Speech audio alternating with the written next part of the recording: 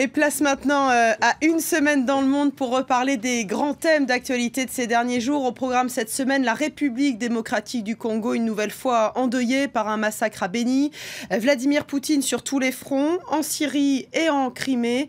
Et puis le Burkini qui a beaucoup fait débat cette semaine en France. On en parle tout de suite avec nos invités.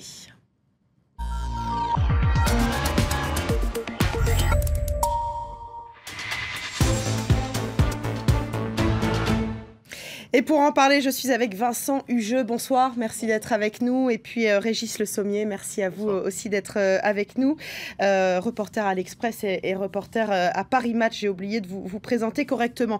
Allez, on va commencer à parler un peu du Burkini qui a fait beaucoup débat ces derniers jours en France et qui continue d'ailleurs à diviser. Plusieurs maires ont pris des arrêtés pour l'interdire sur les plages de leur commune. Pour la Ligue des droits de l'homme, cela va à l'encontre de la liberté de s'habiller comme on veut dans les espaces publics. Pour d'autres, y voient une provocation des intégristes islamistes.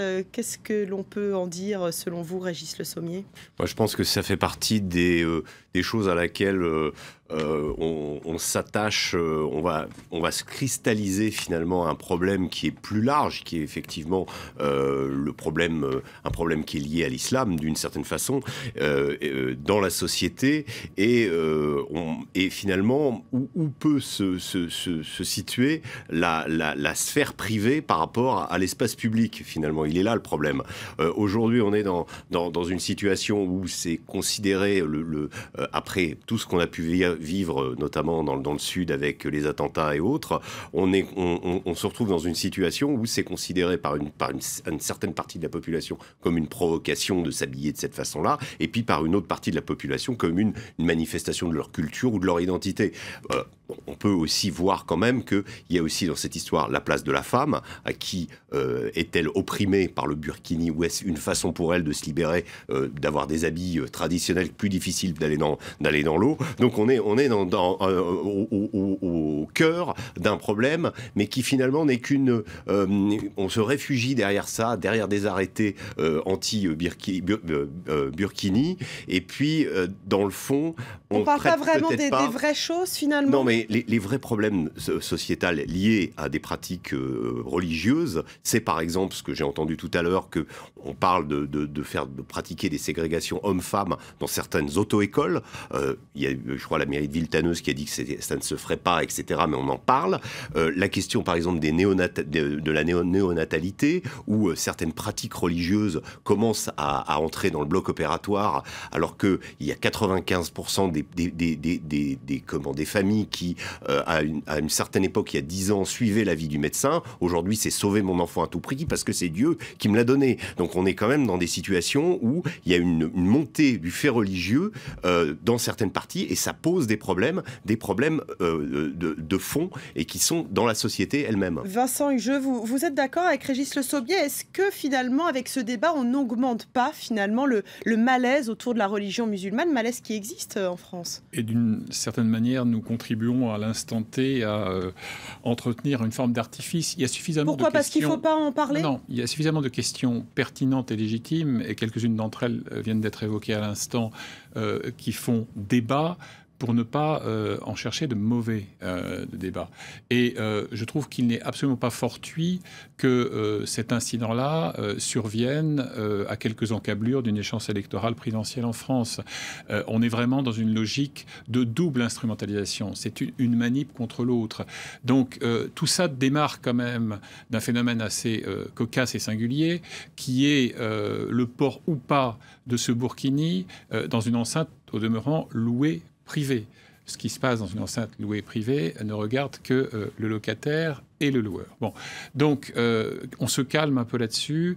Il me semble par ailleurs que quand on prend un tout petit peu de distance, fût-elle ironique, il n'y a pas si longtemps, sur les plages normandes ou méditerranéennes, les femmes françaises se baignaient habillées. Donc voilà, je ne pense pas que ce soit un enjeu central. Je pense qu'il y a là une diversion. Mais est-ce que ce n'est pas révélateur quand même d'un malaise autour de cette religion, où il y a toujours le problème, on est toujours en train de dire, voilà, laïcité contre cette religion musulmane qui cristallise finalement les tensions et le débat en France? Il me semble, en tout cas à ce stade du débat, qui encore une fois est envenimé par des arrière-pensées de nature partisane et politique, que le débat revient toujours à l'essence même de la question, c'est-à-dire la compatibilité entre les valeurs de la République et l'islam. Je considère pour ma part que la composante musulmane de la France, qui est un héritage de notre histoire, est d'une certaine manière consubstantielle à ce qu'est notre société. Et donc, dès lors qu'il n'y a pas de refus de se plier aux valeurs de la République, telles qu'énoncées par la Constitution et par la loi, eh bien, il n'y a pas matière, encore une fois, à créer de polémiques artificielles. Donc voilà, dernier point très bref là-dessus, c'est que qu'on en finisse avec cette sorte de frénésie législative qui fait qu'à chaque fois qu'il y a un incident, on croit nécessaire de légiférer et d'empiler les textes de loi. Non, la loi française est assez claire en ces matières. Sur la religion, elle l'est en tout cas, puisqu'il faut rappeler aussi qu'au début du siècle, vous évoquiez tout de suite le fait que les femmes, peut-être à une certaine époque, se baignaient habillées, mais en tout cas, certaines mairies, je me souviens en particulier mairies de région parisienne, qui avaient fait des affiches interdisant la soutane sur la commune. Donc on était à l'époque dans un débat qui cristallisait la République par rapport à l'Église catholique, avec les lois Combes de 1905 de séparation de l'Église et de l'État. Donc il y a toujours eu, et depuis cette époque-là, justement, une espèce effectivement de laïcité affichée, et que tous les signes, finalement, et ce qu'on en convient aujourd'hui, c'est que tous les signes dans l'espace public qui sont liés à du prosélytisme religieux doivent être bannis. Donc on est toujours dans un rapport entre la République et la religion. Allez, on va passer à un autre sujet dont on a beaucoup parlé cette semaine dans l'actualité internationale, c'est la République démocratique du Congo. Vincent Hugeux, l'Est du pays, une nouvelle fois endeuillé par un massacre à Beni. Plus de 50 civils ont été tués. Les rebelles ougandais des ADF, Vincent Hugeux, sont pointés du doigt, mais certains experts affirment qu'il pourrait y avoir aussi des soldats de l'armée régulière qui seraient impliqués. Il y a un rapport notamment qui a été rédigé et diffusé récemment par des Américains qui tente de démontrer qu'effectivement, si la plupart des carnages commis par cette rébellion musulmane ougandaise, ADF, donc doivent leur être imputés, attribués. Il n'en est moins que dans certains cas, il semble qu'effectivement d'autres acteurs armés, voire des militaires de l'armée dite régulière, sont également impliqués. Mais il faut replacer ça dans un contexte plus vaste, lui aussi historique, qui est que déjà, depuis octobre 2014, il y a eu 700 civils qui ont été massacrés, le plus souvent à l'arme blanche, à la machette, au poignard, etc. Et que tout ça se passe au Nord Kivu, qui est l'un des épicentres de cette pandémonium qu'est l'ex-Zaïre, la République démocratique du Congo, où d'ailleurs le pouvoir central, là encore, à la veille d'une échéance électorale hautement aléatoire, essaye de faire la preuve de son aptitude à garantir la sécurité citoyenne, ce qui, à l'évidence, n'est pas le cas.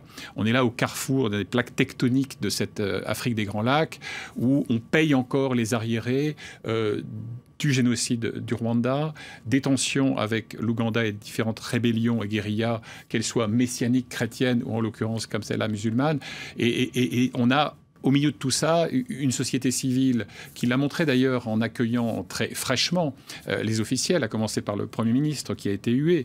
Le président Kabila lui-même était Cette société civile réprimée d'ailleurs lors d'une manifestation. Les citoyens de la RDC n'en peuvent plus d'être pris en étau entre une insécurité permanente et un système politique qui se caporalise, puisque, à l'évidence, Joseph Kabila a mis en place la stratégie qui lui permettra de fouler aux pieds la constitution de son pays, qui lui commande, 1, de terminer son mandat le 20 décembre prochain, et 2, de ne pas briguer de nouveaux mandats. On va parler à présent de Vladimir Poutine, dont on a beaucoup parlé également cette semaine, qui est sur le pied de guerre en Syrie, mais aussi en Crimée. D'abord, parlons peut-être de la Syrie. En février dernier, les Russes avaient annoncé qu'ils allaient se retirer finalement de la Syrie, en tout cas retirer la plupart de leurs avions. Et là, ils ont obtenu cette semaine de l'Iran l'autorisation d'utiliser ces bases aériennes. Moscou va donc accroître son soutien à Bachar al-Assad. Pourquoi ce ce changement? De nouveau, on se remet en Syrie et on réattaque? Je pense que Vladimir Poutine, enfin en tout cas les Russes, depuis donc la fin septembre 2015, ont pris un petit peu tout le monde par surprise à l'époque, mais ont obligé un petit peu tout le monde aussi à abattre leurs cartes.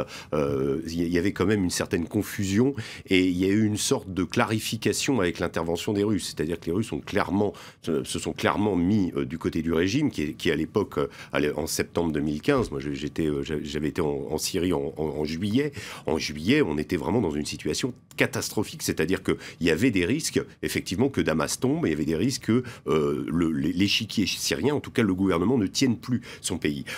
Les Russes sont intervenus, les Iraniens aussi, il faut bien le préciser. Là, ce que vous dites sur la question de l'intervention des bases aériennes, d'utilisation des bases aériennes, il faut préciser que c'est la première fois depuis la révolution islamique de 79 que l'Iran ouvre ses bases à une puissance étrangère. Donc c'est quand même un signe aussi. C'est aussi un signe que la Russie et l'Iran sont quand même sur le même pied vis-à-vis de la Syrie. Ce qui a souvent été mis en doute, on disait il y a des tensions entre ces deux alliés, ils n'ont pas les mêmes intérêts, etc. Ils n'ont peut-être pas les mêmes intérêts, mais en tout cas pour le moment, ils ont décidé de mettre le paquet et leur objectif c'est Alep. Il ne faut pas l'oublier. On est vraiment dans un nœud, je dirais, gordien pour la crise et pour la guerre civile syrienne avec la ville d'Alep. Je mets à part la question de l'État islamique parce que la question de l'État islamique est une question, je dirais, périphérique et qui concerne beaucoup l'Irak, qui concerne la Syrie évidemment, mais qui concerne beaucoup l'Irak et qui est une autre problématique. Mais là, on est sur la stabilisation du régime de Bachar el-Assad, c'est-à-dire le repli d'une certaine façon vers ce qu'on appelle la Syrie utile. La Syrie utile, c'est l'axe, le fameux Y, qui va d'Alep jusqu'à Dera en passant par Damas et Homs, et avec le Y vers l'attaquer, vers la montagne alaouite sur la côte. C'est cette Syrie-là, dans laquelle il y a 60% de la population et la plupart des richesses, sur laquelle le gouvernement veut mettre le paquet. Alors justement, Vincent Hugeux, avec ces bases concrètement, les bombardiers vont être beaucoup plus lourds, la Russie va pouvoir faire plus d'allées-venues que lorsqu'elle devait emprunter ses bases à elle en Russie. Certains disent que Vladimir Poutine peut faire éventuellement ce qu'il a fait à Grozny en Tchétchénie, c'est-à-dire bombarder et réduire à néant la ville d'Alep. C'est envisageable ? Mais toutes les stratégies sont envisageables dès lors qu'elles se montrent efficaces. Je ne suis pas persuadé que la technique du tapis de bombe, dont certains parlent effectivement à la faveur de cette facilité logistique nouvelle, soit d'excellente politique. Si ça fonctionnait, depuis le temps, ça se saurait, hein, du Vietnam à la Tchétchénie. Ah oui, ça on ne dit pas que ça fonctionne, mais prendre pour cible les civils pour encercler les rebelles et les opposants, ça... Ce qui est clair, c'est que dès lors que Vladimir Poutine a décidé de s'engager résolument par ses raids aériens massifs, mais aussi par une présence au sol qu'il a tenté de réduire récemment, il ne peut plus reculer. D'une certaine manière, son sort et sa crédibilité est lié à la survie du régime qu'il soutient à bout de bras avec l'Iran et le Hezbollah libanais. Mais là encore, c'est un peu le fil rouge de notre débat de ce soir, mais n'oublions pas d'inscrire ce regain d'activité dans un calendrier électoral. Le 18 septembre prochain, il y a des élections législatives qui sont capitales pour Poutine. Et il est clair que tout ce qui s'est joué récemment, avec le regain de tension en Crimée aussi, c'est un peu... On va en parler. C'est un peu un angle mort, mais n'oublions pas, là encore, 9500 morts hein, quand même en 2 années. Vladimir Poutine s'est rendu d'ailleurs en Crimée cet après-midi. C'est pas fortuit. La mise à l'écart du chef de l'administration présidentielle... Il ne faut pas oublier non plus le rapprochement avec la Turquie, qui est quand même aussi une donne qui est assez considérable, hein, des volte-face dans ce conflit. Oui, il y a eu cette réconciliation spectaculaire, donc après l'incident de ce bombardier abattu. Mais il n'empêche que, en dépit de ce rapprochement, et encore une fois de son caractère assez théâtralisé, sur la Syrie, le rapprochement turco-russe reste à faire. En tout cas, la Turquie n'a pas réagi, par exemple, à l'Iran, alors qu'à une époque, on aurait pu imaginer que la Turquie réagisse violemment à cette utilisation. Et on peut noter aussi de la part du régime syrien, aujourd'hui, un regain de tension avec les Kurdes dans la ville d'Asaka, qui n'est peut-être pas sans arrière-pensée vis-à-vis peut-être d'un rapprochement que les experts peuvent prédire entre la Turquie et la Syrie. C'est une possibilité. Oui, on aussi. précise Assaké qui a été bombardé, les Kurdes d'Assaké qui ont été bombardés, par le régime syrien. Pour la première fois aussi. Il y a toujours eu dans le coin d'Assaké, il y a toujours eu des problèmes entre les Kurdes et l'armée gouvernementale, et notamment les forces de défense nationale, qui sont des forces supplétives, à la différence des Kurdes d'Alep, qui sont, eux, alliés avec le gouvernement contre les rebelles. Donc c'est très différent, c'est très segmenté sur le terrain, mais néanmoins, on peut remarquer qu'effectivement, ces bombardements interviennent dans un cadre où la Syrie va-t-elle, on se pose vraiment la question aujourd'hui, la Syrie va-t-elle être éclatée, elle va-t-elle se diviser? Et on sait que, en tout cas Bachar el-Assad l'a redit récemment, lui il croit en une Syrie unifiée et il ne veut pas entendre parler du fédéralisme kurde, qui est une chose dont les Turcs ne veulent pas entendre parler non plus. Donc là, il y a peut-être aussi un enjeu d'intérêt commun là-dessus. Et les États-Unis qui annoncent d'ailleurs qu'ils vont porter soutien cet après-midi à ces Kurdes d'Assaké qui ont été bombardés par le régime syrien. Absolument, mais les Kurdes, pour les Américains, c'est plutôt quelque chose d'assez facile. C'est beaucoup plus facile de soutenir ouvertement les Kurdes que d'aller soutenir cet imbroglio de groupes rebelles plus ou moins islamistes, plus ou moins alignés avec Al-Qaïda, ex-Al-Qaïda, etc., dont on sait finalement que, ce qu'il en sort, c'est quand même que c'est très difficile de trouver une opposition modérée parmi ces rebelles. Merci. Oui. Très brièvement, il y a quand même une culpabilité historique de la part de Washington. N'oublions pas que lors de la première guerre du Golfe, les Kurdes avaient été incités à la rébellion, je parle des Kurdes d'Irak, contre le régime de Saddam Hussein, pour être ensuite lâchés en race campagne. Merci beaucoup Vincent Hugeux et Régis Le Sommier d'avoir été avec moi pour tenter d'y voir un peu plus clair sur toute cette actualité internationale. Merci à vous.